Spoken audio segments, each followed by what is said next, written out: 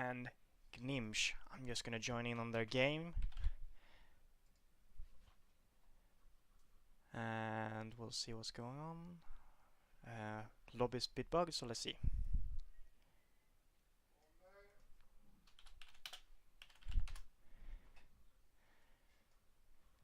And a quick look at the deck lists. We see that Mirumoto Kai is on a fairly standard dragon with the Crab Splash. He has gotten rid of the skirmishers and is running 2 of the Shunsen. And the Gnimsh is the Crane player. Gnimsh is playing Crane with Dragon Splash, Hawk Tattoos, all the good stuff basically. Should be an interesting game. I'm gonna full screen this. We'll refer back to the deck lists if and when it's necessary. I'm gonna pull up my chat if people are interested in chatting with me or pointing out my mistakes. Both works.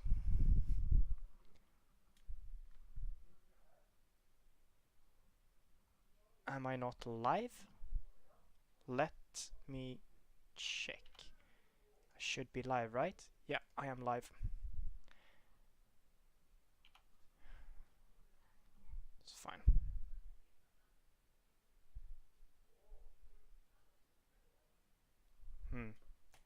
Hold on, something might be wrong. So we see mulligans going on. I'm just gonna double check. I should be live, right? Yeah, stop streaming. Everything looks perfectly fine.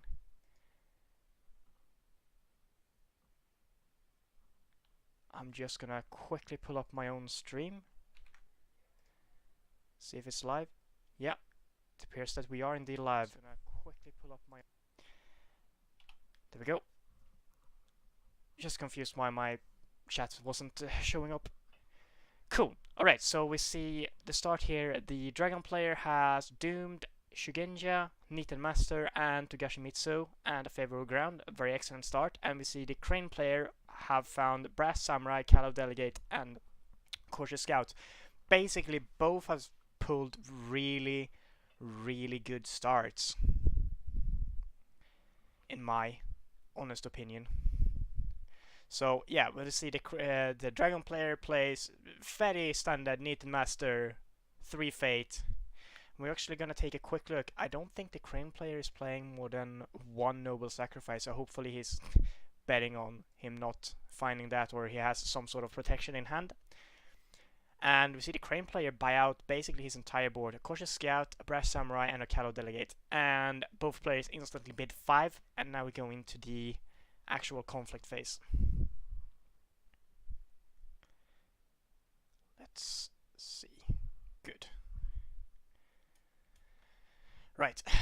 Chat is up and working. If you have noticed anything I miss or anything that I say that is strange, please just let me know. If the sound quality is bad or you can't hear me, just let me know and I'll fix that. Alright. First action from the Dragon player in the conflict phase is to attach Seal of the Dragon. This is of course if the Crane player would happen to find the Monk province, but he's probably going to go in with the Cautious Scouts here first. Actually, it's the Dragon player that attacks first. Never mind. So the Dragon player goes in on Kakita, the province where Kakita Yoshi is at. Yeah, Sacred Sanctuary. Yes. And he defends with Brash Samurai. So I imagine the first action from Gnimsh is going to be to use the Brass Samurai's action. While this character is your only participating character in a conflict, honor this character. In fact, he does not do that. He uses Fertile Fields to draw first, but this is fine. Unless Mirumoto Kai decides to Hawk Tattoo in another character. That would actually be pretty devastating for the Crane player if he Hawk Tattoos in the Cautious Scout here. Yeah, doesn't find shameful or Magistrate Station. Big brain 50 out of 50. And what is going on here is We see a Hurricane Punch from the Dragon player, and instantly a Katana comes down to pump the Brash Samurai out of basically Void Fist range, I think. Is that a second Hurricane Punch? Yes, that's a second Hurricane Punch. So 2 Hurricane Punch used in quick succession for the Dragon player. And a second Fine Katana goes down on the Brass Samurai. We see the box used from the Dragon player, so he bows his stronghold.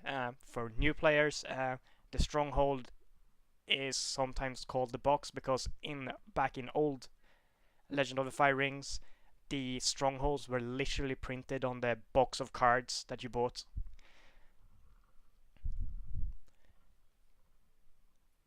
So, Knitten Master is currently winning this conflict. Yeah, if the Dragon player had found a Hawk Tattoo, I imagine he would actually Hawk Tattoo in Cautious Scout here and just destroy the Crane's day. The Crane would not be happy about that. Ooh, we see a Steward of the Law go down. This is basically signaling that Gnimsh has a For Shame in hand and intends to bow this Knitten Master. Because Steward of the Law says, while this character is participating in a conflict, characters cannot become dishonored. This means that when you play a For Shame, which says your opponent chooses either bow or dishonor a target character, since Steward of the Law prevents dishonoring, he has to choose to bow it instead. And Bill, is that you? I think that's you, right? Bill Jr. That's what you're called on Twitch, right? So Bill Jr. says this is a big overcommit on defense, committing 2 Katanas, a Brash Samurai, and dropping a Steward of the Law on the defense here. Yeah, that's Bill. Hi, Bill.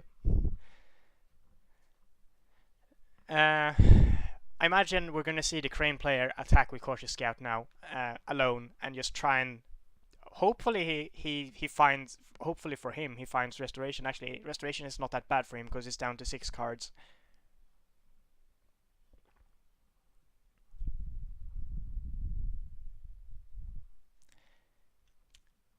I mean, it doesn't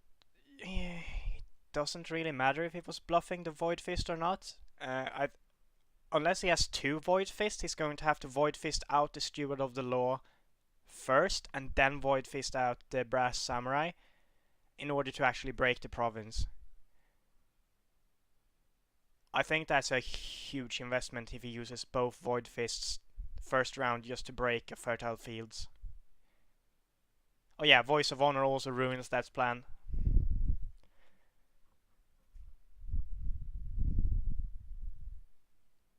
Yeah, if the Crane player has a single Voice of Honor there, like the first Void Fist to send home the Steward of the Law, then just For Shame to bow the Knitten Master, and then he either has to spend a weapon or just lose the conflict regardless.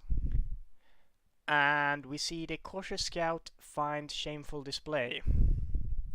And it's a military conflict. Let's see if the Crane player has any pumps left. Maybe a Banzai. Let me quickly have a look at their lists. So I'm going to be switching windows for a second, and we're going to just quickly have a look at the list. 1 Banzai in Dragon's deck and 3 Banzai in the Crane player's deck. So currently we're 3-3 in skill. That's very interesting. So Kai plays a Pathfinder's Blade and attaches this to Knitten Master now, instead of saving it after he bows after the conflict. That means he probably thinks that the Crane player does not have any more military buffs. Otherwise, he wouldn't have made his play unless he suspects that the Crane player is actually out of military buffs now. And by the looks of it, the Crane player does not have another military buff here. He seems either he has a very valuable one and thinks about it, on the other, and we see Gnimsh passes. So he actually wins that conflict. He drew out a weapon though, which is like one less weapon that can be used to stand Nathan Master. But I mean, realistically, the dragon player should have at least one more weapon in hand. Maybe he just bets on the Crane player not attacking into Shameful and finding the Sacred Sanctuary instead. I don't know. We'll see. It's up to Mirumoto Kai to have first action here. I think he is really thinking about whether he wants to ready now and go for another province, or if he just wants to pass this conflict, then ready and protect against this Callow delegate. Alright, so Mirumoto Kai passes, so he's going to forfeit his second conflict. And does he have one more weapon to stand and defend against this attack by Callow delegate?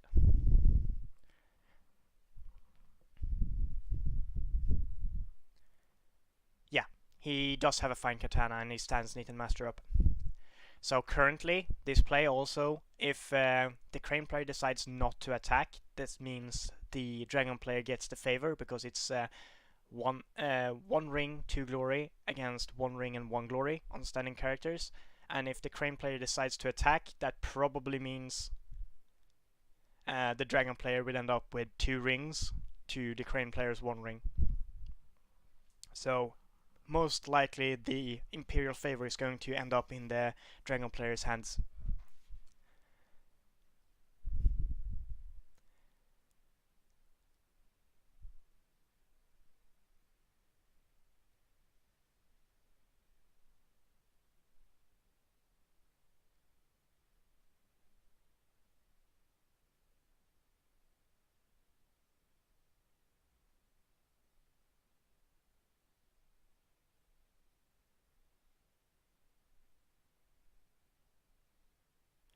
Joe asks, wouldn't it be better if he just did a watering with a master?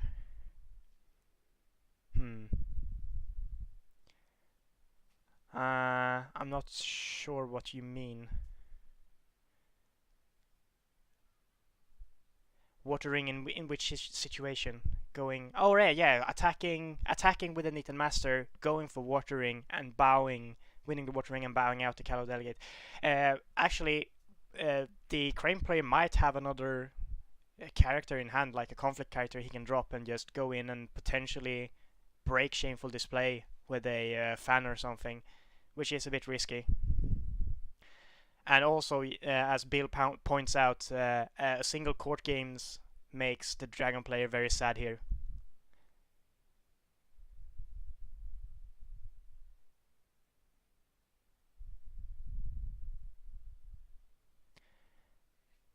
Oh, wow. He goes in for something else and finds Sacred Sanctuary. This means that this Nathan Master is now unbowable by the Crane box and is going to be standing after the conflict is over and definitely win favor. Yeah.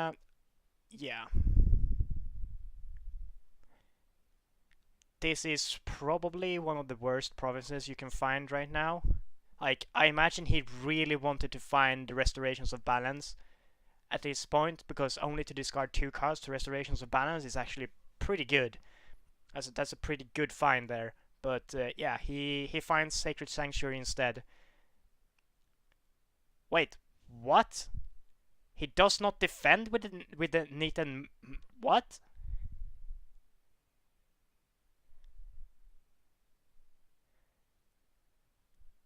Okay, so he is definitely afraid of court games here, because if he doesn't have a Reprieve or Finger of Jade, he could end up getting Noble Sacrificed. Yeah, for shame is also guaranteed dishonor effect with that province effect. Yeah. Wow. So the Crane player actually breaks Sacred Sanctuary. It would be really interesting to just have a peek at Crane player's hand to see if this was a masterful bluff that he has the noble sacrifice, or if he actually has it and this is the correct play by the dragon player. Man, not having Iron Man looks like no fun. Yes, Joe, not everyone can have immortal characters that stays 7 rounds after they're supposed to die.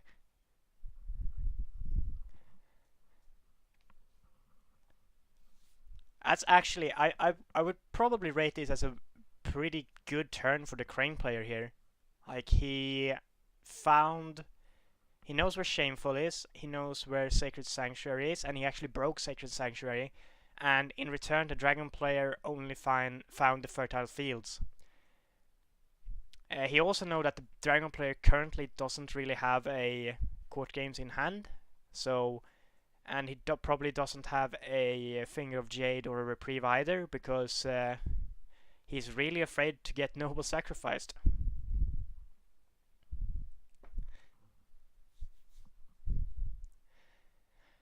And because of... Did I miss something? How did the Crane player end up with the Imperial Favor? I must have missed something.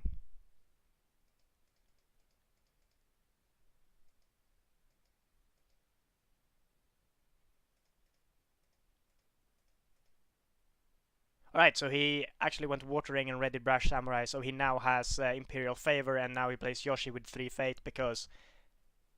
Yeah. Fantastic. This is probably exactly where the Crane player wants to be right now. That was a really, really strong turn 1. Yeah, as a Dragon player, I would be super, super afraid of the Noble Sacrifice, but on the other hand, the Crane player only has 1 in his deck. With Yoshi showing and knowing he will get Imperial Favor, I might have taken that chance, and that might make me a bad player. You tell me, chat. You tell me.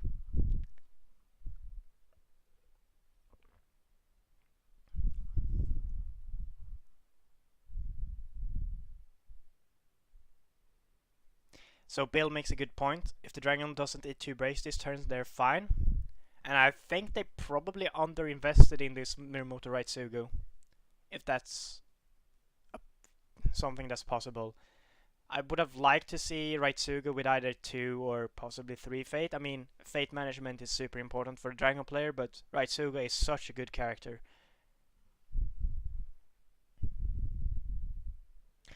Both players instantly bid 5, so we're up to actually equal cards now, because the Crane player is going to sacrifice the Imperial Storehouse and grab an extra card.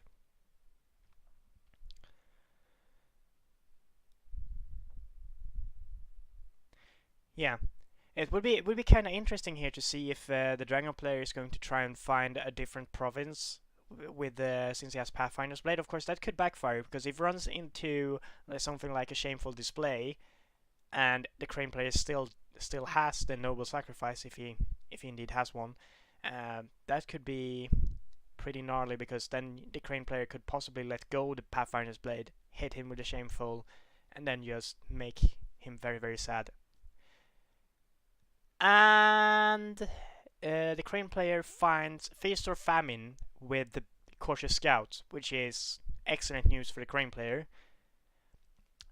So once again, we do see that the Dragon player does not actually have a Hawk Tattoo in hand, because I imagine, like, if he has a Hawk Tattoo in hand, he just no defenders, pulls in, I don't know, Yoshi. He pulls in Yoshi, lets Feast or Famine break, steals all 3 Fate out of Yoshi to Gnimsh again, yeah, and just has a laugh.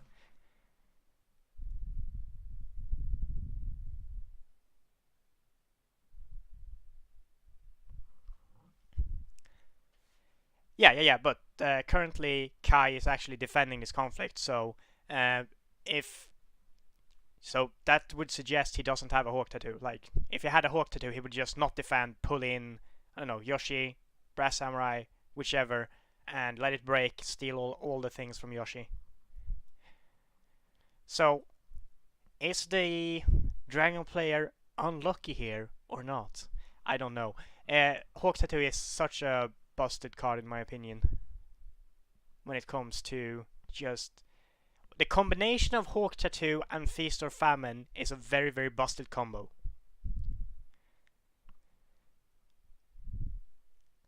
And there's like very little you can do to defend against it, like especially if you're Crane. Okay, so 11 cards. Does the Dragon player have one more weapon to ready this Knitted Master?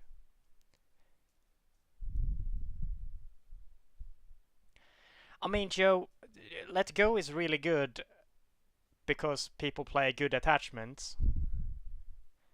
And well, we haven't seen any Banzai from the Crane player, but we also haven't seen any Hawk Tattoos from the Dragon player, so I think we're about even in having bad luck with finding stuff, I guess. I mean, you're also playing a. So Joe is saying in chat that Let Go is bar none the most overpowered card in the game. For the record, Joe plays Crab. Crab likes to put on a bunch of fairly expensive attachments on a single character and then have that character never die. Of course, Crab will think Let Go is an overpowered card.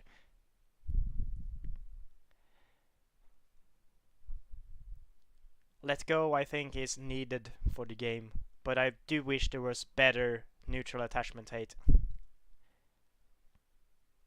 And we have another guy from chat here, Bill Jr. says, Let Go is not overpowered, but is probably the best card in the game.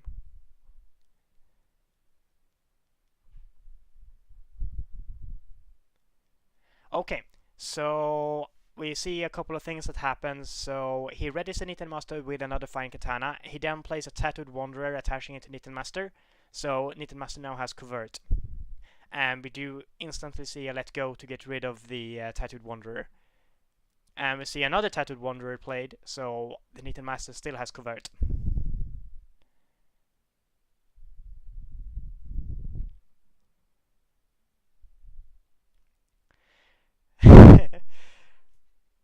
Hang on, chat.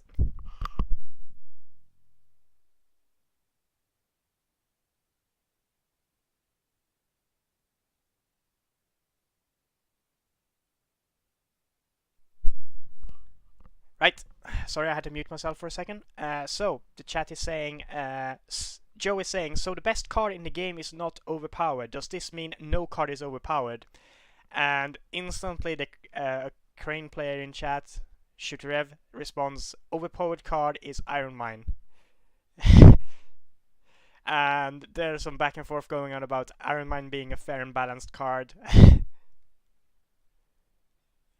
But yeah, there's some banter in chat regarding which cards are broken or not. And here we go. We see the Dragon player use Knitted Master and Covert Yoshi and head into Manicured Gardens.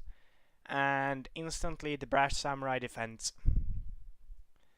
I'm not sure why this is a military attack when this is a super souped up Brash Samurai defending.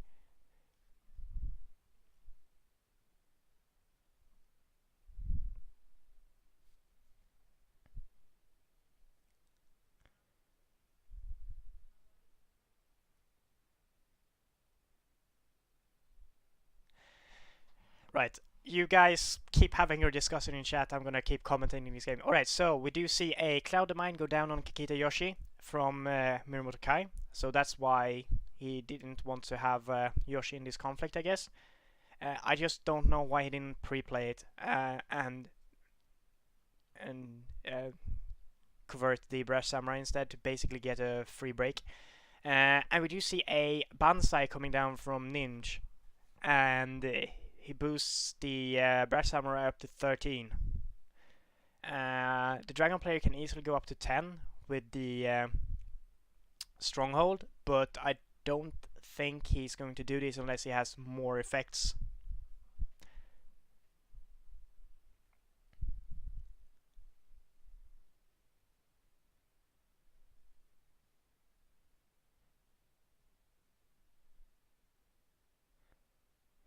Alright, so there's definitely some sass going on in the chat between three really good players.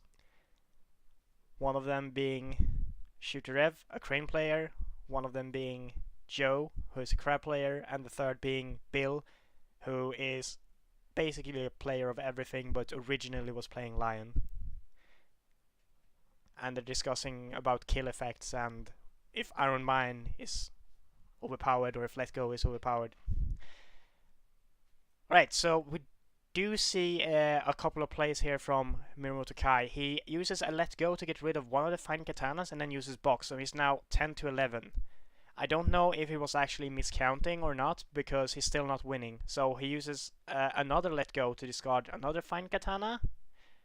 I'm not sure this is worth it. Does the Crane player play any other decent attachments? Let's see. He plays... no. Fans. That's about it.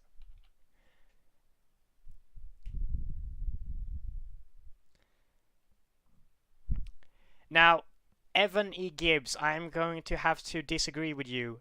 You say that every non-Phoenix card is more strong than it should be. There's definitely a bunch of Lion cards that are just not good. Kitsu Warrior in particular is just such a sad excuse of a card. Alright, so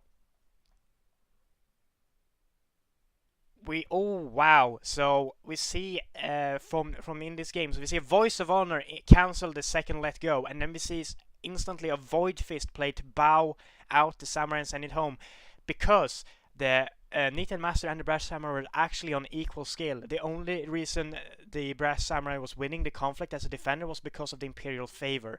So we do see the Niten Master winning this conflict and breaking the Manicured Gardens.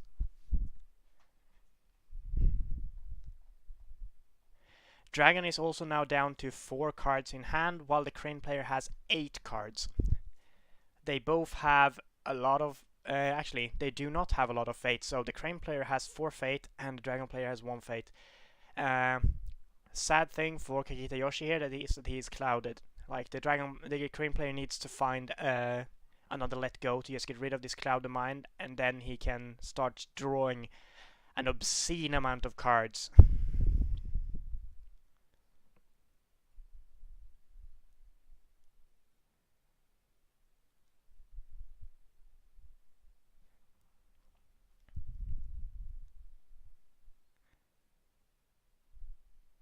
Alright, so we do see Kakita Yoshi heading to Shameful Display. This feels a bit like a bait. I imagine that we're actually seeing a Souls Beyond Reproach from the Crane player here. I'm actually willing to bet that he probably has a Souls Beyond Reproach in his hand.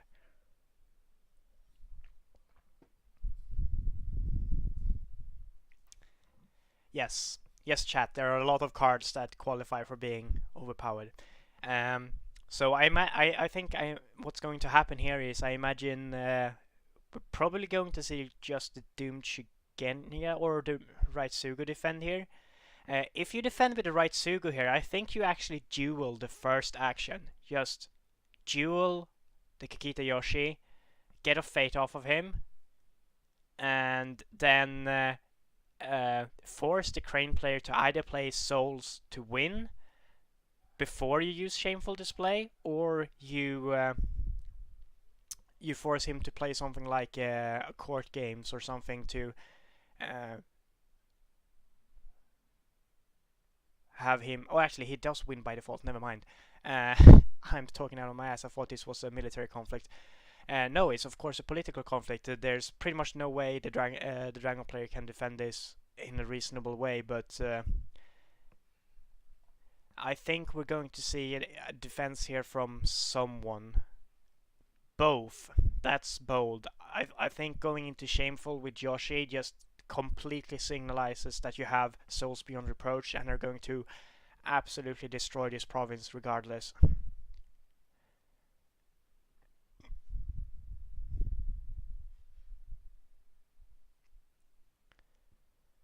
Alright, so we see the first action is actually Ornate Fan on Raitsugo. I still think you should have taken the duel first thing. Unless you're afraid of him dropping more characters into this conflict. But like, what could he do? Could he play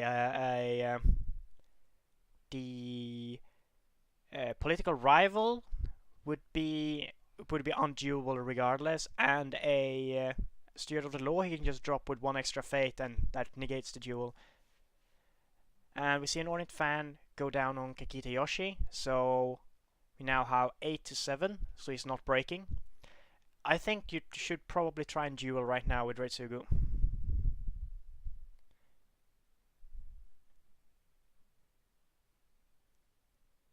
Oh, come on, man. The Crane never gets to use his box anyway, Bill. I keep forgetting that. Yes. Okay, so he plays Ornate's Fan the first thing, of course, to stop himself from getting bowed out by Crane box. Yes, you're right, Bill. Yes, P-Mittens, the Crane box is the Crane Stronghold.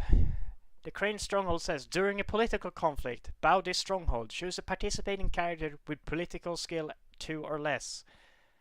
Bow that character. So, when Raitsugu defended, he only had 2 skills. So the first action was to attach an Ornate Fan to make sure he's above 2 skills, so he cannot be bowed by the Crane Stronghold.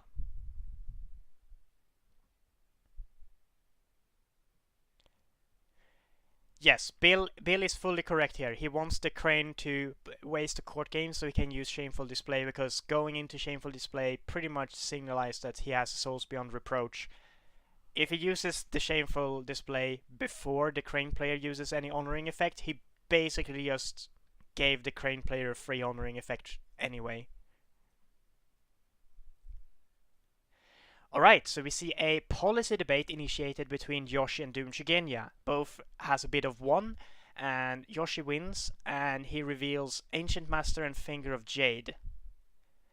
And he then gets rid of the Ancient Master, and then he promptly assassinates the Doom Shigenya.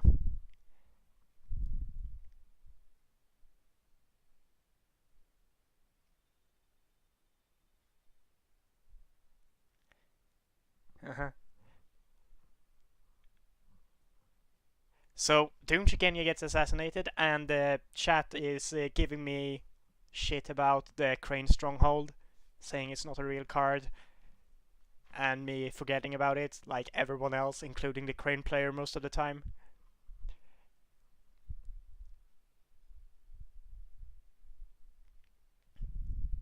So, we see a duel between Raitsugu and Joshi, and Gnimsh reveals a bid of 1 and Kai reveals a bid of 4. He wanted to guarantee to win this duel.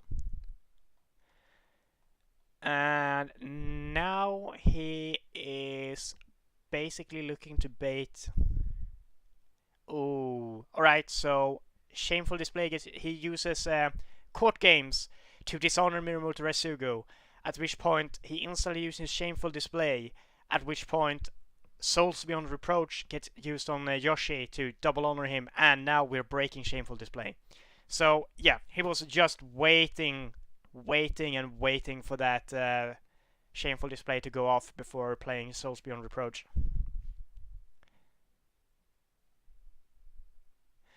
Do you really have to use it though? What were you afraid of? Was it... Let's see. Alright, so it actually was 8 to 5. Yeah, okay, so you had to use it in order for it not to break. And we do see a Young Harrier dropped as well to ensure Gnimsh still has the Imperial Fable next round.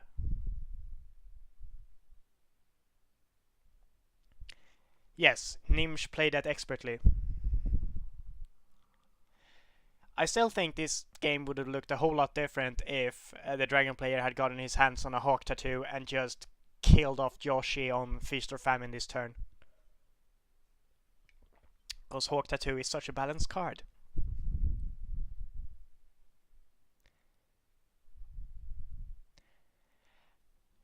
I mean, Yes, the Crane player played Young Harrier, making sure he got the favor, but that was perhaps unnecessary since he did have Imperial Palace. I suspect he forgot it in all the sort of like other things happening at the same time. It's kind of easy to forget sometimes. I've often been surprised myself that, oh, why do I get a favor? Oh yeah, I have Imperial Palace. Oh, right.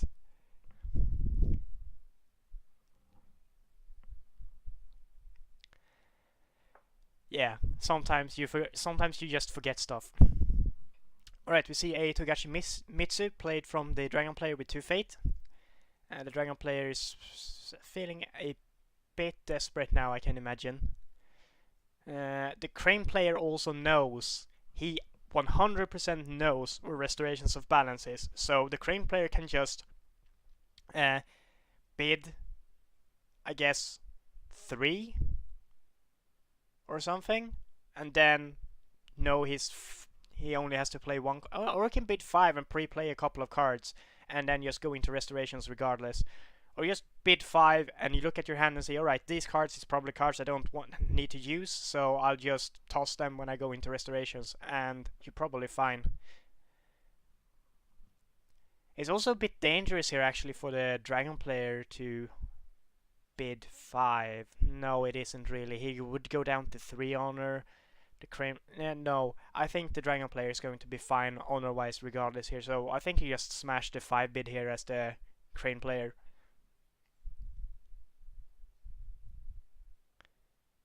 Yes. Bill also says you kind of do smash 5 here just to look for attachment control to get rid of the Cloud of Mine for Yoshi. But it's not actually necessary because you can just buy a Mia Mystic. Important to note, there's actually no Shigenya on the Dragon side anymore, so he can't play another Cloud of Mind. So this Mia Mystic is 100% going to get rid of this Cloud of Mind, and it's going to be fine. So now the Crane player actually has a situation where he could bid 1 and not lose pretty much anything because of it, which is a pretty sweet deal. You just go, you bid 1, you discard me a Mystic, gets rid of the Cloud of Mine, and then you just go into Restorations and uses Yoshi. But he bids 5. I can see that's also, I mean, you just get more options. You see more of your deck.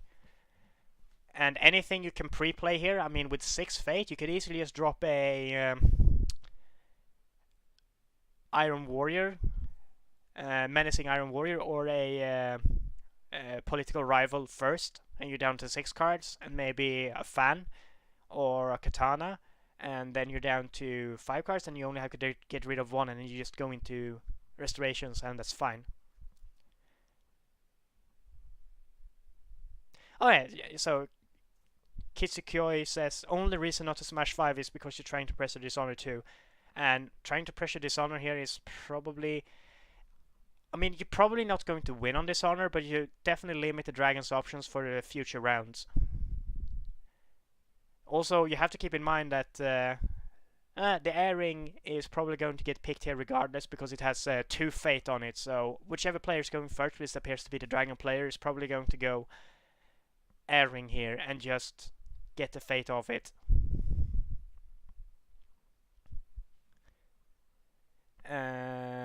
Alright, so Kai has no pre-conflict action, though we see a pre-conflict action from the Crane player.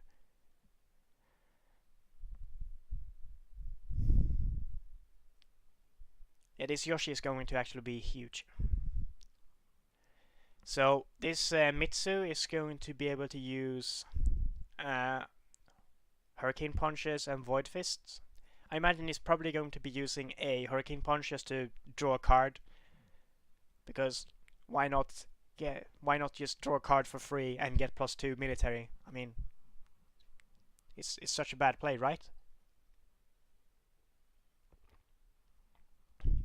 Well, is the water actually a useful action here, though?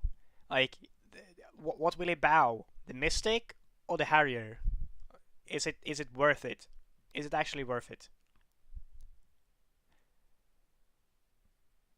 I don't honestly know what's in the Dragon player's hand, but I imagine like the the fate is probably something like if he's going to ignore the air ring, I imagine he's just going to ignore the Phaeton rings entirely and just go for something extremely useful like the Void ring to get rid of Yoshi, so he doesn't stay for next turn, or he's going to go Fire to dishonor Yoshi or honor Mitsu, so he can actually defend against this monster of Yoshi.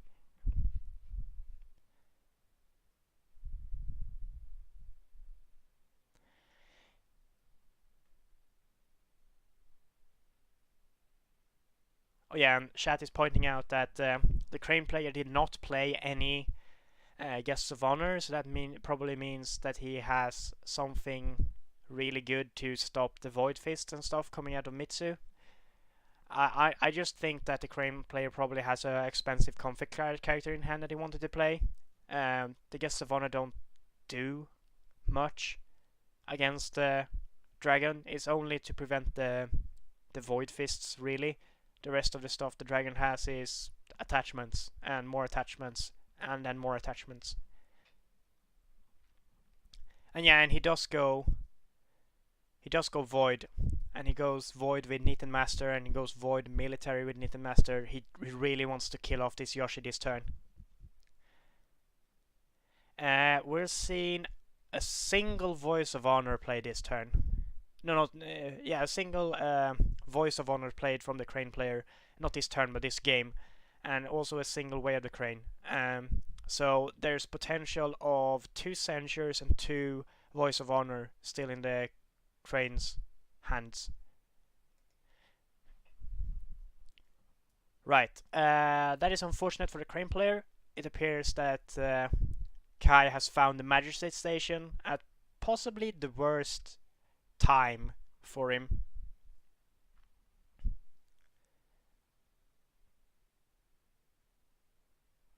This is really poor timing. Like, Magistrate Station is such a good card. If you can attack with Yoshi and then just unbow Yoshi and go attack again, that would just be gravy.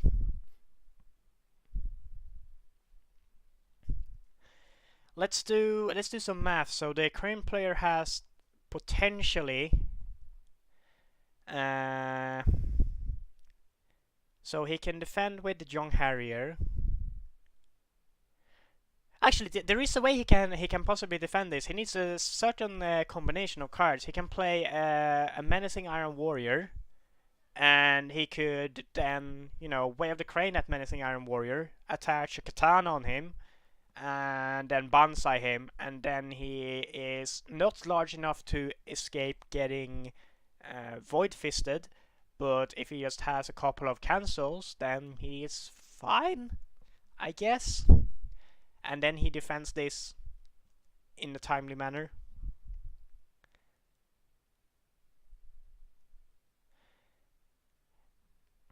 Yeah, but Menacing Iron Warrior plus Banzai 7 is not enough, because you go Niten Master and then you box and then you're at 12, so you still break it. Yes, we have not seen any Hawk tattoos yet. That is very true.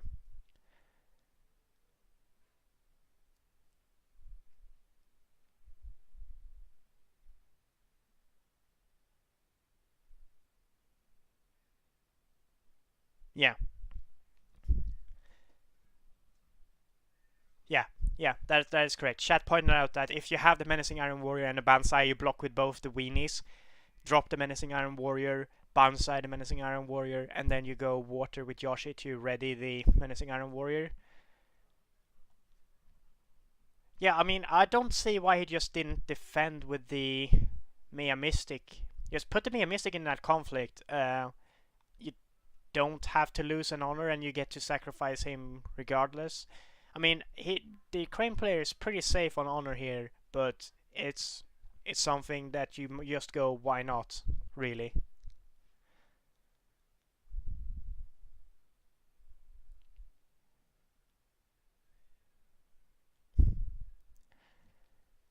Alright, now you just go for Feast of Famine, because you have no fate on your guys. You don't have to bother about the restorations, I guess. That's also something that probably Gnimsh considered. Like, he probably thought about, alright, if he can't steal a fate out of Yoshi, why should I give him a fate and discard a bunch of cards? I can just go and break Feast or Famine. Which is actually really smart.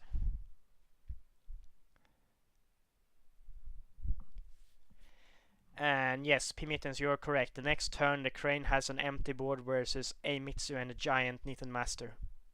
And the Dragon player has actually broken the same amount of provinces as the Crane player has now. On the bright side, the Crane player gets to draw a bunch of cards.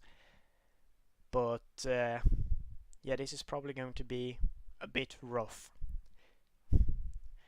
Right, so we do see the Crane player just draw a bunch of cards. And Kai plays a court games to honor Mitsu. I would be extremely surprised if there was nothing from the Crane player that could stop this. So he needs to get the skill value of this Mitsu down fast, because the Dragon player has played one card, right? So if he wants to completely avoid Void Fist, if he doesn't have cancels for them, he needs to just lower his strength by a lot quickly. So that's a let's go, discarding Finger of Jade.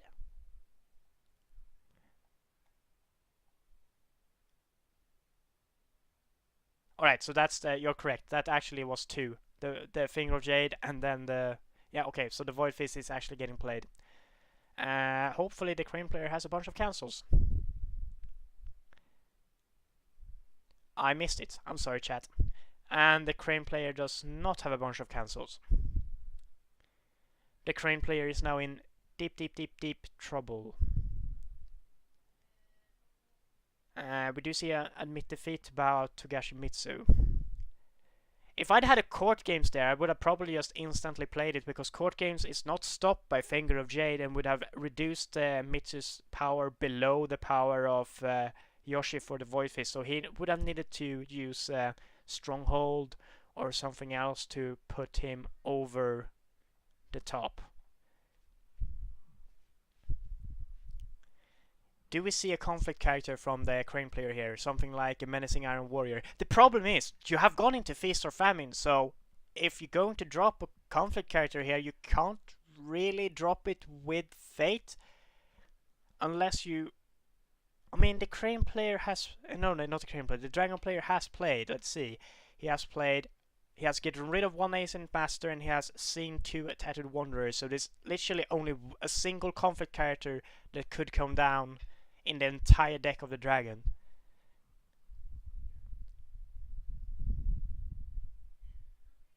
And yes, the Niten Master can also still stand and actually be moved in by the favorable ground if necessary.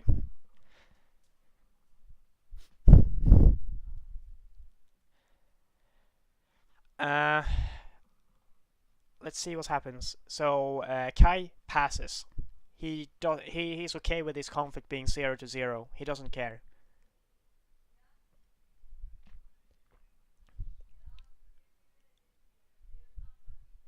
How many weapons in the deck? So 3 Pathfinders, 3 Katanas, and 1 Daisho.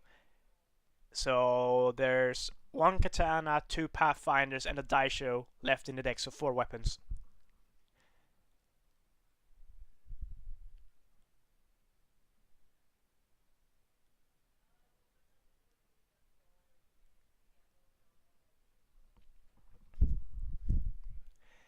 And we see that Gnimsh is thinking, and he has played this, honestly up to this point, he has played it really well in my opinion. It's just that the Dragon player is doing Dragon things.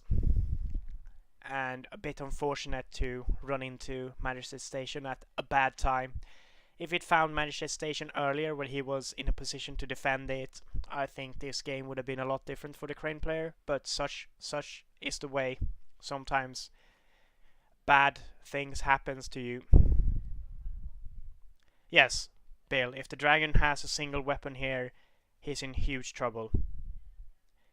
Yeah.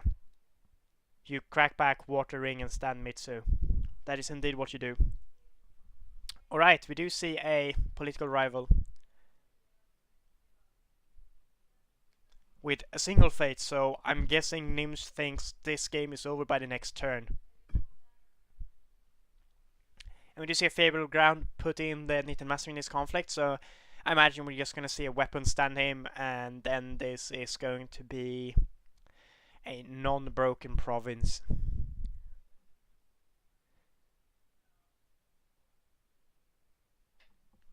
I mean, potentially the Nitten Master can stand now, and then stand again, and go water and unbound Mitsu.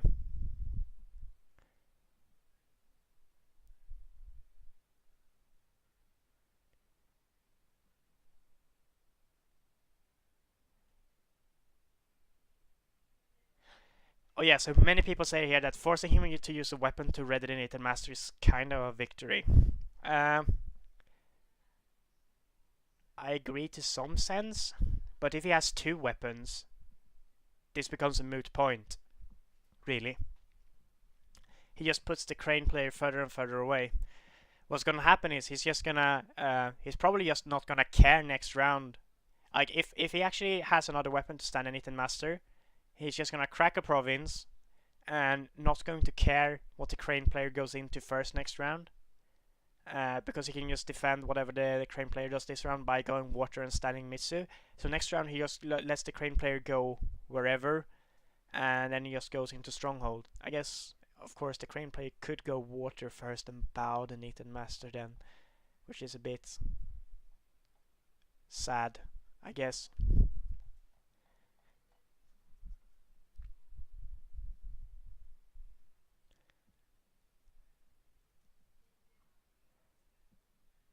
Yeah, people are pointing out court games and for shame could be used to dishonor this Nitten Master and then use noble sacrifice, but apparently we see none of that. Okay, now to the real question. Does the... Of course he does! Why wouldn't he, chat? Why wouldn't the dragon have another weapon?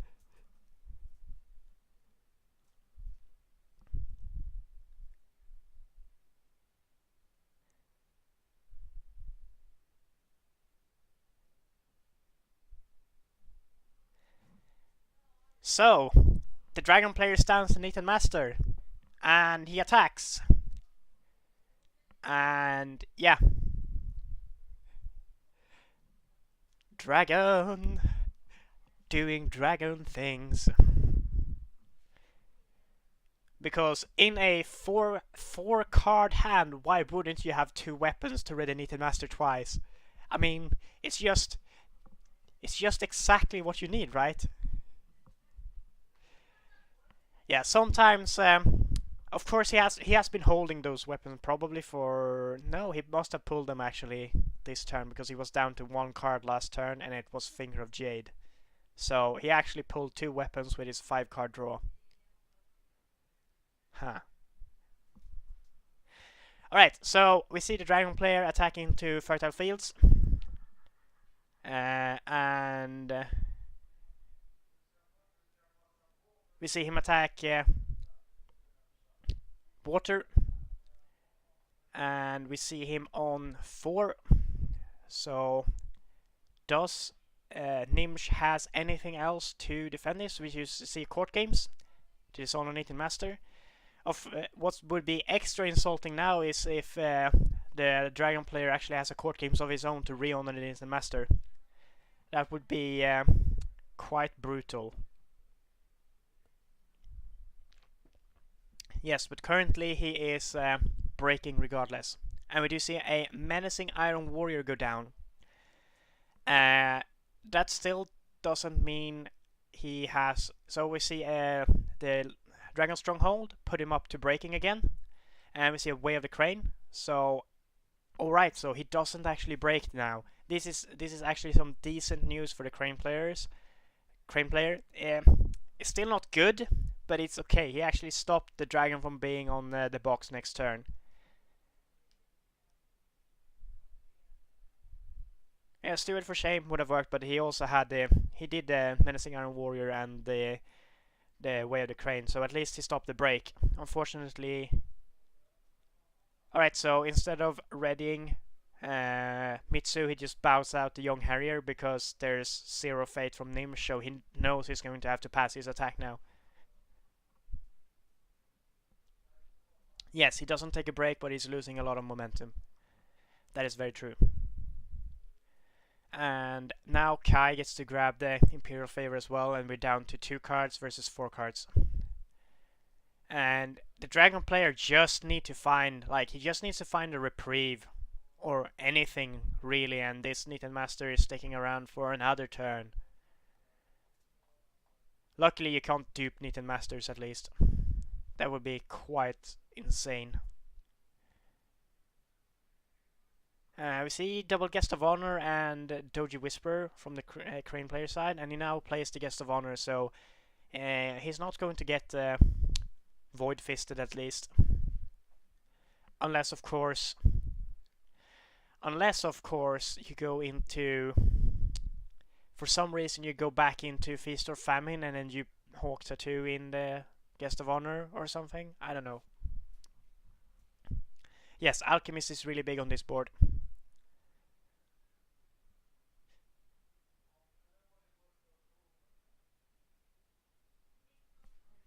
And Kitsukyoi points out that if he had nothing to stop the Void Fist, he should have played the Guest last turn. And I actually kind of agree with that. Just stopping the Void Fist shenanigans would have been pretty big.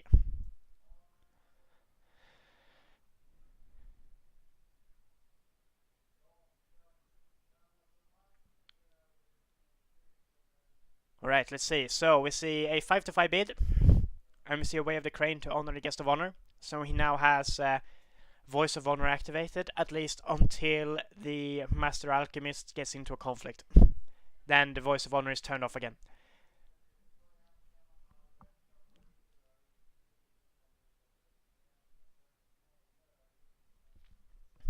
Alright, I'm just gonna take a quick check on what's under all the provinces. So we see a Rally to the Cause under the box for Dragon, and we see a entrenched position under the box for Crane. Let's see what's going on now. So Kai passes, and do we see any more actions from Gnimsh? One thing that's really good is that he actually has a favorable ground on the Broken Province, so this Guest of Honor can be in 2 conflicts if he so wishes. Which is always nice. Having Guest of Honor shut down events in multiple conflicts is often the way to win games against most guys. Dragon is a bit of an exception since Dragon players doesn't really rely on events to a large degree, but we'll see what happens. So we have seen, so there's only 2 weapons left in the Dragon player's deck, 2 Pathfinder's Blades, so potentially we can see the Knitted Master ready twice this round as well, but that would be pretty insane, having pulled all the weapons in your top 24 cards actually.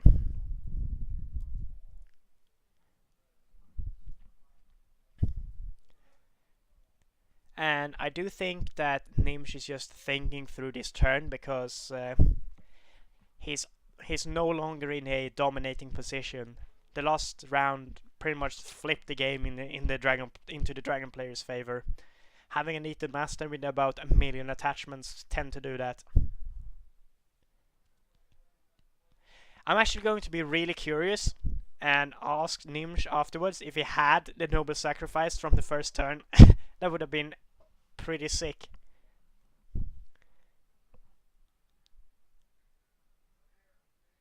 It was played around for so long, that one-off Noble Sacrifice was played around for so long. It's going to be really interesting to see if it actually was there. It's not strongly in the Dragon's favor, but I think this is definitely in the Dragon's favor.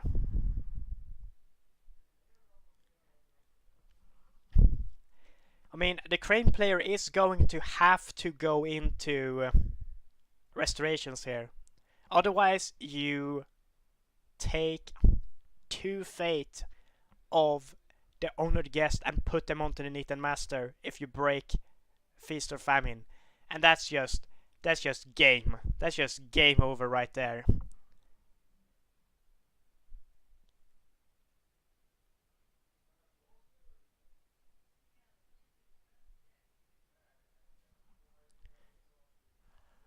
And he does! I'm kinda inclined to call him a madman. Like, that's actually, like, slightly mad. No, okay, he doesn't. Wow.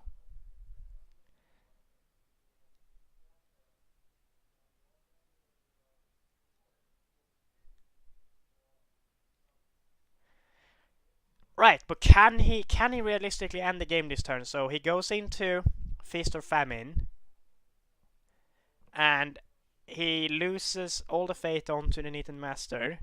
I mean, from going fire, he's definitely trying to set up a noble sacrifice, but if the Neat and Master stays out of this conflict, he just goes, alright, I'm going to honor him. Alright, so he did noble sacrifice the alchemist then, but I think that's fine. If he has a reprieve or Finger of Jade, that shuts that down. How many let goes have we seen? 2 from the Crane player. So really, how many Finger of Jades have we seen? A single. No reprieves. So basically, if you go into Feast or Famine here, you probably actually lose, because this rally on the here end, like, he's just gonna put it to whatever conflict is most preferable to him, and he is going to defend that. Like, there's no way he's not going to defend that conflict. Yeah, so he passes the conflict, but because, like, he doesn't want to lose 4 cards.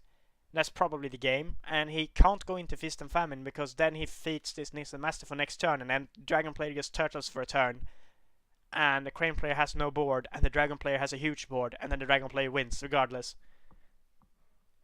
Oh yeah, Dragon progresses are definitely fair and balanced.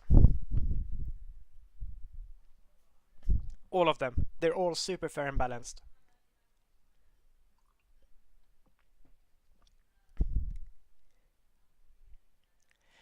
Yeah, author of games. I don't think he actually has another weapon to stand Neat and Master. I don't think he has another weapon to stand Neat and Master. Like, he only has. There's only 2 potential weapons he can have. 2 Pathfinder's blades. I don't think he has them.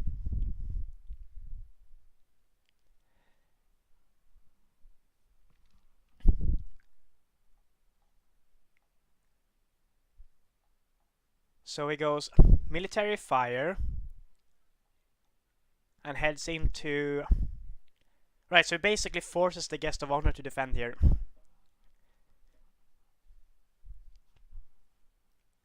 No, he doesn't actually, because he can just move in the Iron Warrior with favorable ground. That's fair. So how much is it? So 3,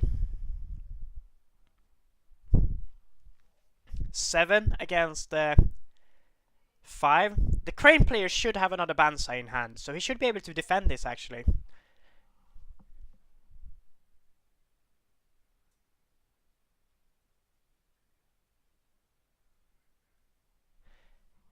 We don't know that, Kioi. Sometimes you just sacrifice the Pathfinder's Blade to get rid of, like, a card for a card, basically. Yeah, what you're gonna see here is we're probably gonna see actually the Menacing Iron Warrior get moved in. I mean, we probably, first of all, we're probably gonna see Master Alchemist pay to get this honored, and then we're gonna see Box and make sure it breaks, unless he doesn't have to use Box to break it. And of course, I can't use any Void Fists or Hurricane Punches.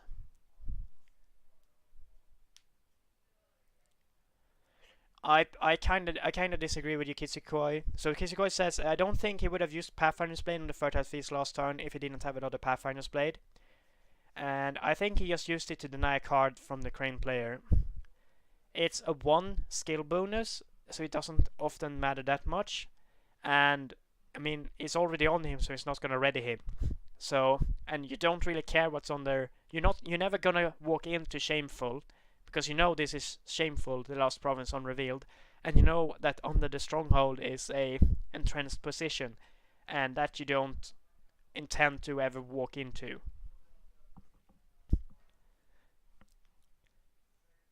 Ah, we see a steward of the law getting played from the crane player. I mean, he was bound to find one. He's down to 10 conflict cards in his deck, so he should have found all of his characters by now. Yeah, there's only one steward played, so that's fine. We should see how many for shame is being played. Only court games. So only court games has been played, so we should be sitting on 3 for shame. Yeah, I can actually imagine that the dragon player holds, not the dragon player, the crane player holds on this conflict, and that this Knitted Master does not win. At least doesn't break. So, we do see the payment from Master Alchemist. Knitted Master is now honored.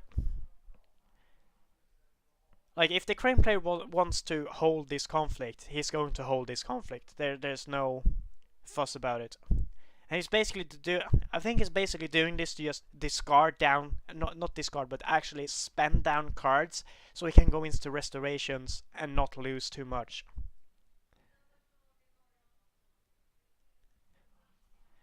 So I imagine we're going to see, for shame, either the Knitted Master bows instantly and saves him being honored, or he just removes the honored status. And then I'm probably going to see another for shame. Yeah.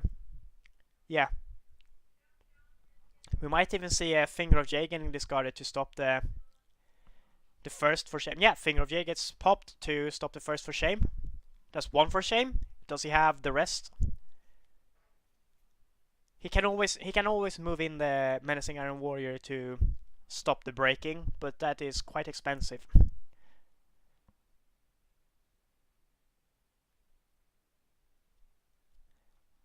So, what more do we see from Gnimsh here?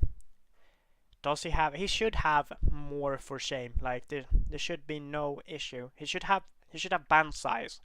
Is a band size enough? He goes from 3 to 7, and the dragon player then goes to 11 with the stronghold, and then you still have to move in the Iron Warrior. Yeah, that's bad.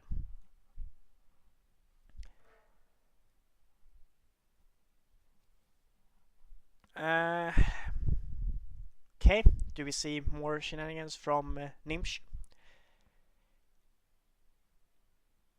If you do another for shame, and he actually removes this honor token. Alright, so we see the Bansai to the guest of honor. And we see it kicked. And now we're gonna see the box. So it's still breaking. Now we're gonna have to see another for shame or the Iron Warrior move in. Oh yeah, but I imagine like let's see, he has used 2 let go, so this is very possible he actually has another let go in hand. But I think if the Knitted Master becomes dishonored, he instantly puts down a Finger of Jade or Reprieve. Actually, he probably instantly puts down a Reprieve to just save him from a noble sacrifice. Which also makes it really awkward for the crane player, because he's going to have to attack to steal the fate of this to make sure he doesn't put another reprieve down. But he can't also go into restorations, because then the dragon player gains a fate either way. Oh, that's just awful in every single way. Awful, awful, awful in all kinds of ways.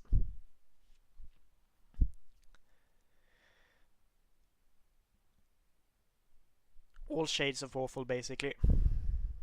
Dragon Province row is too strong, simply. Yeah, Gnimsh is not in a very enviable position right now. Oh, Gnimsh actually uses his own hawk tattoo to move in the Menacing Iron Warrior. I am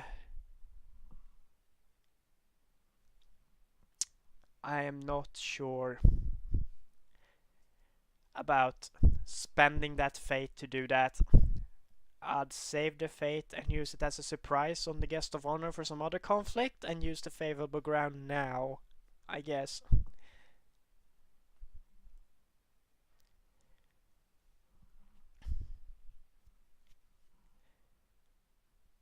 Yeah.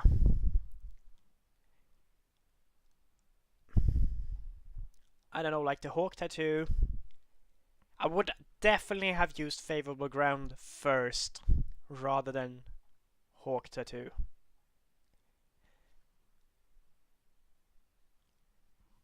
Simply because, like, then Hawk Tattoo, if your opponent, then you can put your opponent in a strange situation because you can pull in a defender for Feast or Famine, so you just get the ring without breaking it.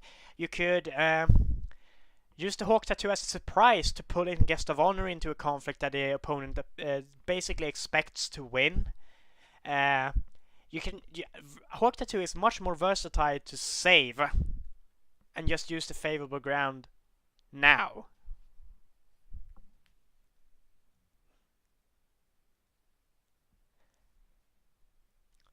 I mean, favorable ground for guest, you can also just Hawk Tattoo guest as well. Like, it doesn't matter. The Hawk Tattoo, you could Hawk Tattoo guest into a conflict at a later point, and that is more of a surprise than having favorable ground out.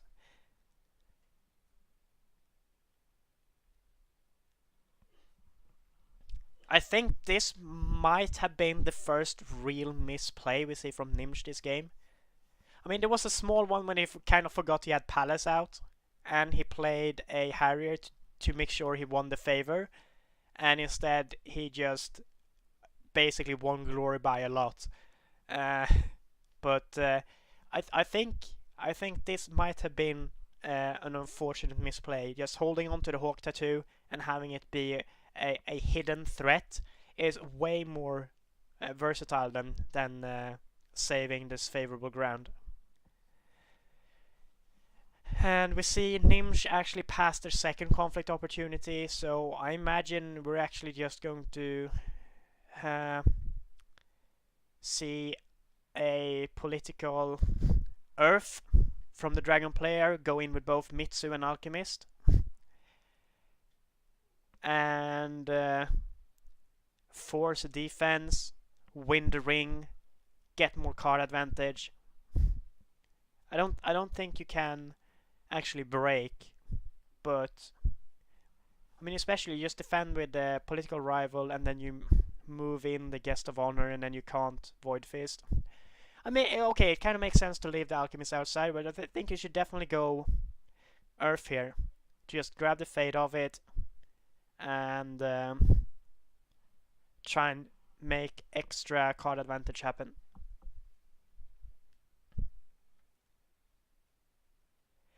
And Shooterev and Joe is having a bit of a spout in chat again. But I agree with Shooterev here. A reprieve that is going unanswered is probably just going to straight up end this game. A reprieve going down on this Knitted Master. And I mean, there's a decent chance he actually has 2 reprieves in his hand. So even if the Crane player has the last let go in his deck, I imagine there's still a decent chance that this Knitted Master actually survives to the next turn. Oh, and there's a very good point here by Bill Jr. that if he has a Cloud the Mind for this guest, this could become a very nasty surprise where he basically clouds, Hurricane Punch, and then Void Fists out this political rival.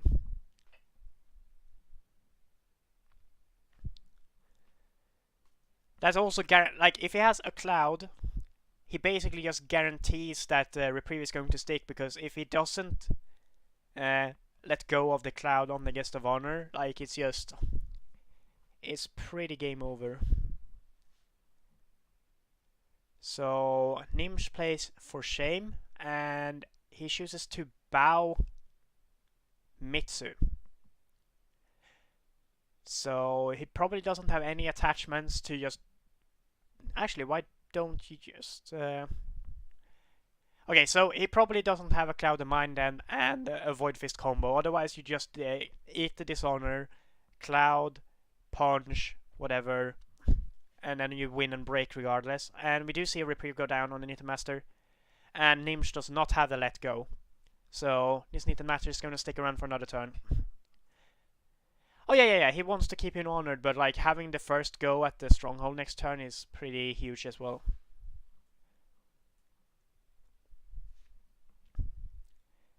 Yeah, this Guest of Honor is going to get super converted. He's not going to be able to defend.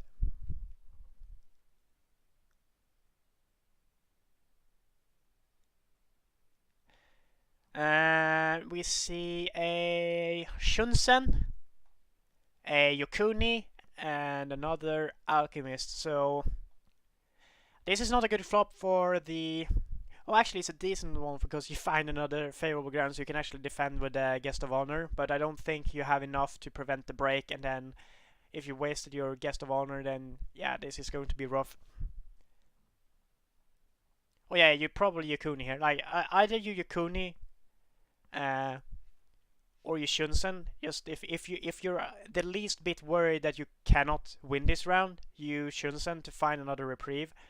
But if you just want to go for a win, you play Yokuni, and maybe with 1 or 2 Fate on, and then you just go ham. Yeah, okay, 2 ham. Okay, you pretty much know you're going to win this turn then.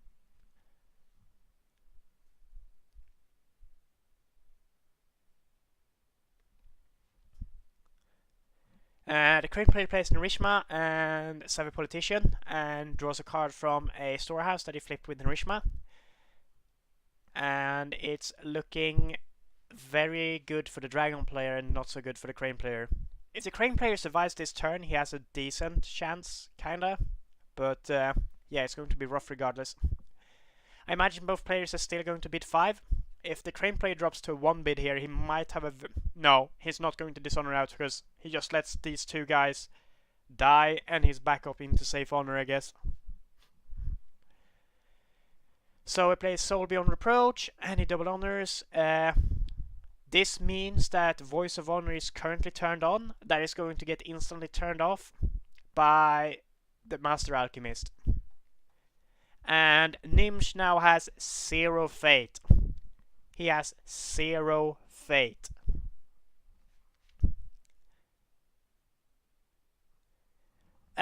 So the Crane player is pretty deep in the hole. How much do you go in with? Like, I imagine he probably has found another weapon for Nita Master by now. Another Pathfinder's Blade for Nita Master. I think we're pretty safe to assume he has found it now. So I imagine we're going to see like Mitsu and Nita Master on Guest of Honor and Narishma. And then he has to choose which of them he moves in with a favorable ground. And even if he has a Banzai, that's probably not going to be enough. And then we see the Alchemist honor Yokuni. And then we just see the Nita Master ready and going for political on the Stronghold. And it's all game over.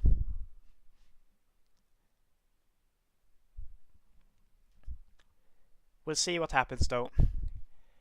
Like, there is some tricks left in the Crane player's sleeve. But he should have a single Steward. He should also have a single for Shame, but with 4 conflict cards left in his deck, I imagine he has both in his hand now. He also most likely has a Noble Sacrifice. I mean, we can just assume that by now, because even as a one-off, he probably pulled it. He probably has a Let Go. I mean, that could technically be in the bottom, but... No, you go in with Nita Master as well here, right? You don't go with only Mitsu, right?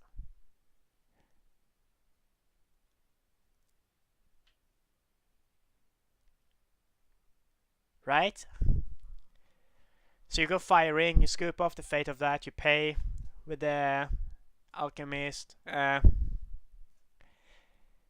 mean, I can see the Crane player holding this first conflict.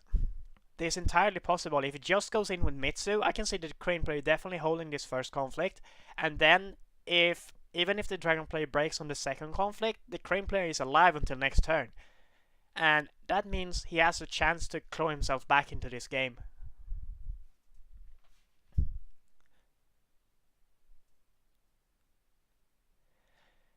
You kind of do need to break it though, don't you? Like you have. All right, so of course Bill has a point. Like if he wants to successfully defend this, he actually has to spend both Narishma into the conflict and pull in the Guest of Honor with the favorable ground. So that's a bit rough. Like this Mitsu is just gonna bow out this Narishma otherwise with Void Fist, because he's going to honor Yokuni with the Alchemist.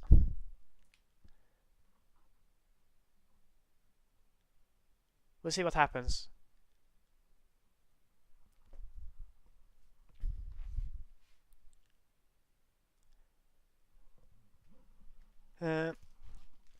So we currently have 7 military against 4. So he doesn't win this currently, but he can just easily use a Hurricane Punch from the discard and get up to breaking. So he does use favorable ground to moving Guest of Honor, so the crane player is set on defending this. And now he has found the Cloud of Mind. He has found the Cloud of Mind for the Guest of Honor. Does the crane player have let go?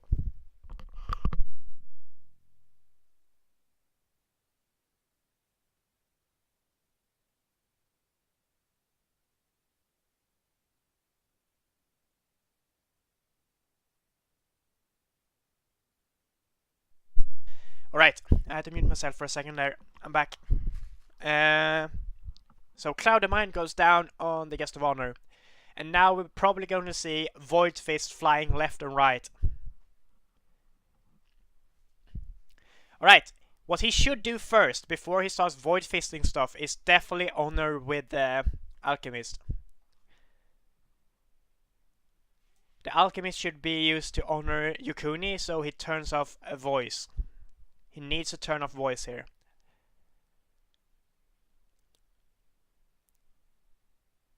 Yeah, and he does. He spends the fate and he honors Yokuni. Voice is now turned off. I imagine we're going to see if he wants him. Yeah, if he doesn't for shame this Mitsu right now.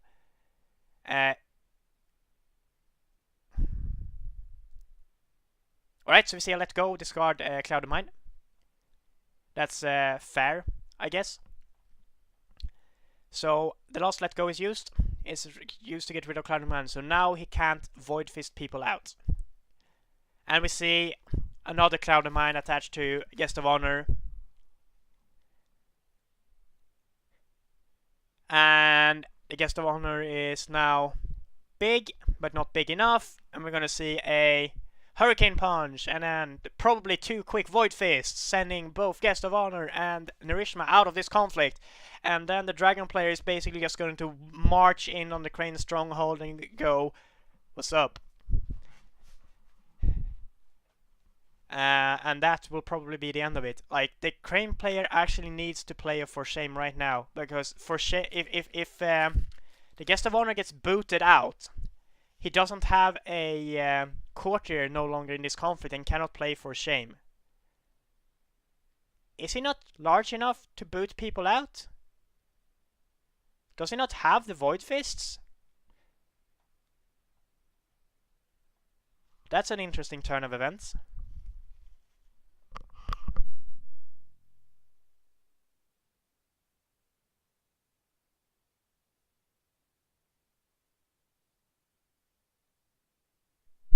Ah, Bill. He did Cloud twice. He did Cloud twice, so he has played 2. Now, you're wrong and I'm right. Haha.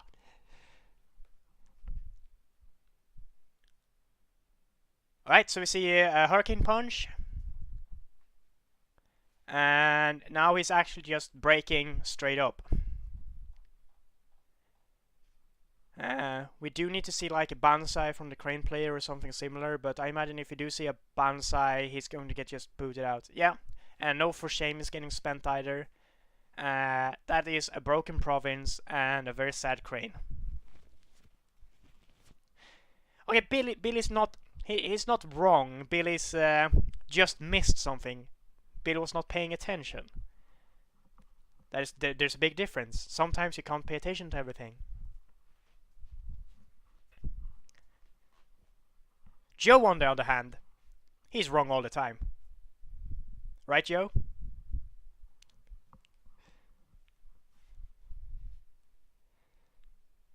I mean, people in chat have said that this game is over several times, but the Crane player has managed to hold on.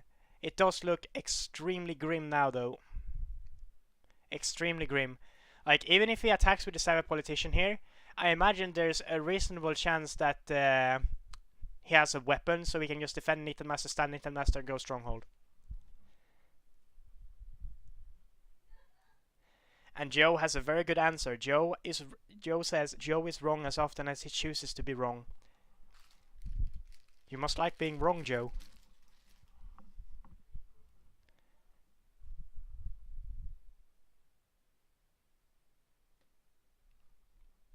Bill has a good point. He says Gnimsh just has to bite the bullet of Resto. The last turn passing 2 conflicts basically just ensured the Dragon player could walk in and win the game. Yeah, it's rough. Sometimes you just have to.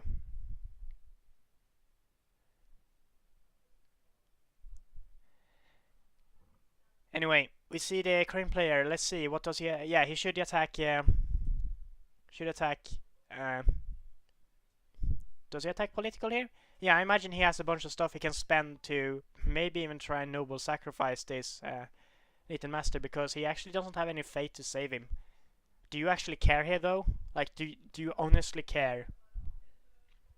I don't think so. So now you break and you get to stand something, sure, but you also get to steal a fate. And you probably steal it off the guest? Narishma? I don't know.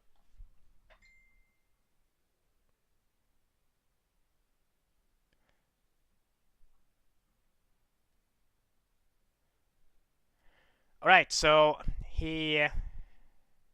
Hawk tattoos in Alchemist.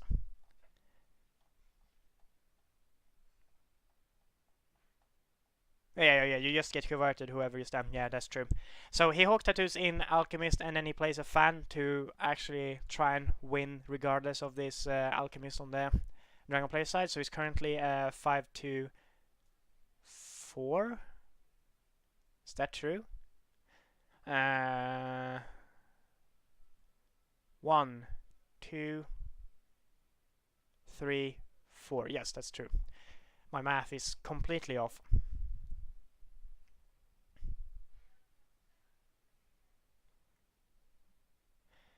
Alright, so does the Dragon player have anything? Does he have another seal?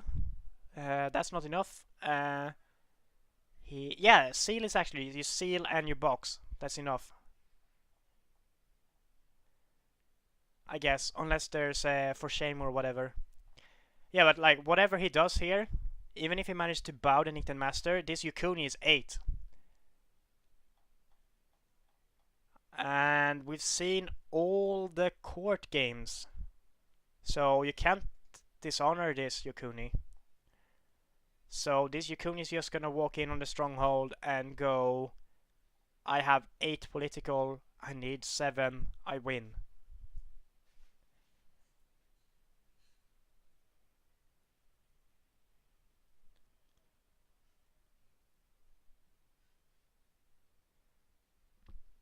Also, if he had a weapon, if he had another Pathfinder's Blade, you just stand on it and master and basically don't care anyway.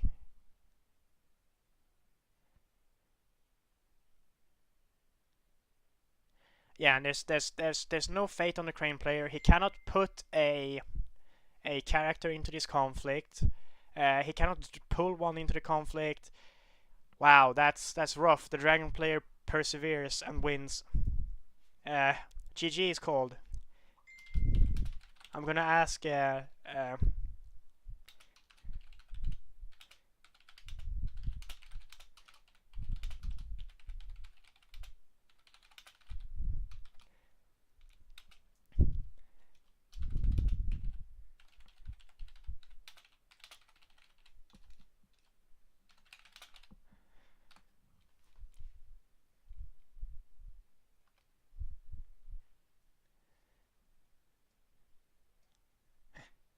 Yeah, so I'm going to ask if he has Noble Sacrifice turn 1. Oh.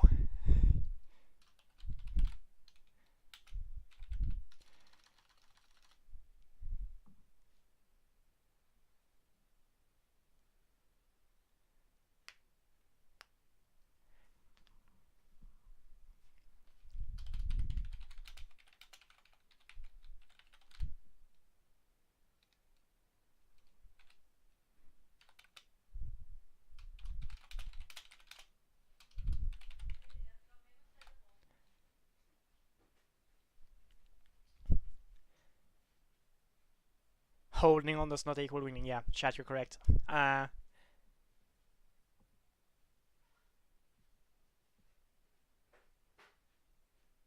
Yeah, so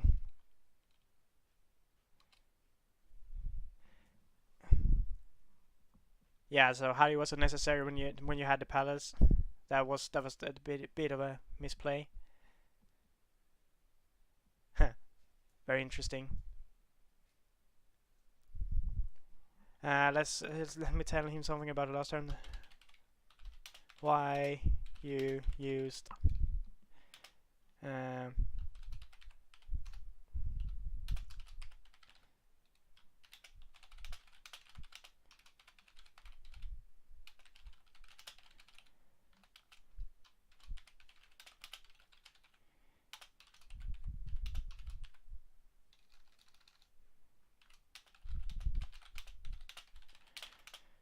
to pull in a guest would potentially be more impactful.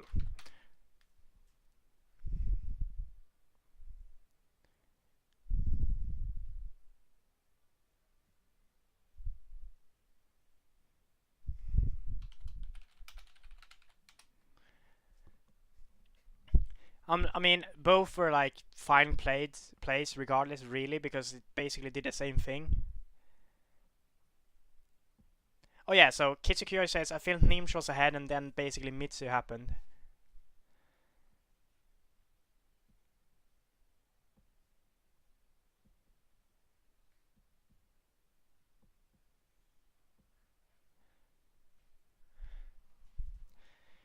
Wasn't, well, I mean, it wasn't huge, but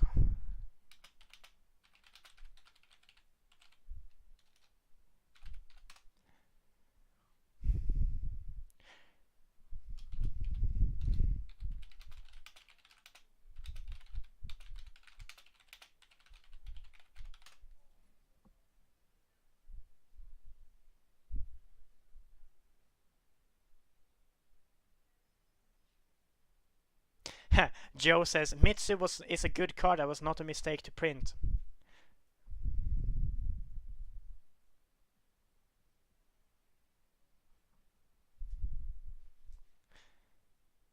Yeah, I mean, Joe, it's so easy to avoid Void Fist though. You just get more military, right?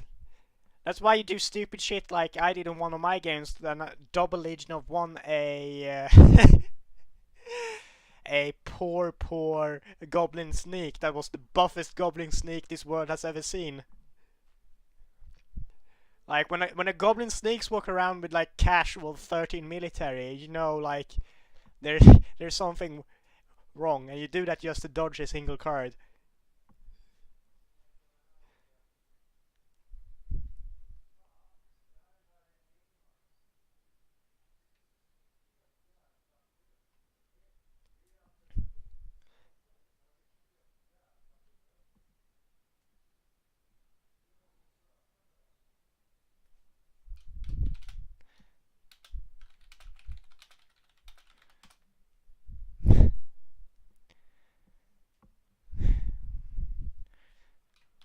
Dragon is rough for everyone.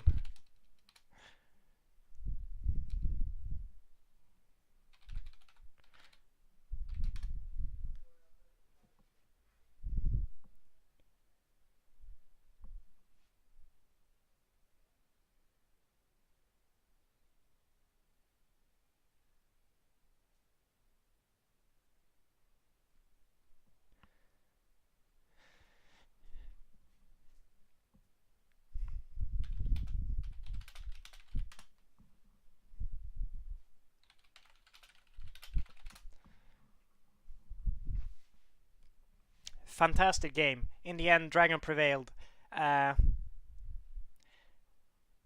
So that was tough game. Dragon won in the end. I thought the Crane player was going to take it. It looked like it was for a couple of turns there. It looked as it was so close that the